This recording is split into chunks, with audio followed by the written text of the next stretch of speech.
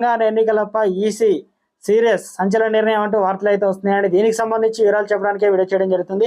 చాలా మంది వీడియో వస్తున్నారు కానీ సబ్స్క్రైబ్ చేసుకోవడం మర్చిపోతున్నారు. దయచేసి ఈ ఛానల్లో సబ్స్క్రైబ్ చేసుకొని బెల్ ఐకాన్ ఆప్షన్ ట్యాప్ చేయండి. ఇటువంటి ఇంపార్టెంట్ ఇన్ఫర్మేషన్ మిస్ అవ్వకుండా మీ ఫోన్ నోటిఫికేషన్ రూపంలో వస్తుంది. చాలా మంది మీరు చూస్తున్నారు కానీ లైక్ చేయడం లేదని దయచేసి లైక్ అండ్ ఇన్ఫర్మేషన్ అందరూ కూడా తెలుస్తుంది. తెలంగాణ మరియు 2 రాష్ట్రాలకు సంబంధించి ఈసీ సంచలన నిర్ణయం అయితే సీరియస్ అయినట్లు. పలు రాష్ట్రాల్లో అసెంబ్లీ ఎన్నికలతో పాటు లోక్సభ ఎన్నికలు కూడా జరుగుతున్న క్రమంలో కేంద్ర ఎన్నికల సంఘం కీలక నిర్ణయం కూడా తీసుకుంది. ఏప్రిల్ 19 ఉదయం 7 గంటల నుంచి జూన్ 1 సాయంత్రం వరకు లోక్సభ 4 రాష్ట్రాల అసెంబ్లీ ఎన్నికలు ఓటు వేసే క్రమంలో ఎగ్జిట్ పోల్స్ ను నిర్వహించడం కానీ ప్రచురించడం కానీ ప్రచారం చేయడం వంటి అంశాలను నిషేధిస్తూ ఎలక్షన్ కమిషన్ శుక్రవారం నోటిఫికేషన్ కూడా విడుదల చేసింది.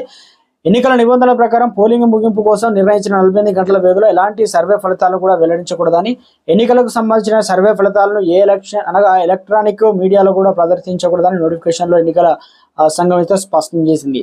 లోక్సభ ఎన్నికలతో పాటు ఆంధ్రప్రదేశ్, అరుణాచల్ ప్రదేశ్, ఇక ఒడిశా, సిక్కిం రాష్ట్రాల శాసనసభలో ఎన్నికలు కూడా జరగనున్నాయి. అదే సమయంలో 12 రాష్ట్రాల 25 అసెంబ్లీ స్థానాలకు వేరువేరుగా ఉప ఎన్నికలు కూడా జరగనున్నాయి. దీంతో దేశంలోని ప్రధాన పార్టీలు తమ అభ్యర్థులను కూడా ప్రకటించింది. ఎన్నికల ప్రచారాన్ని కూడా మొదలుపెట్టేశాయి.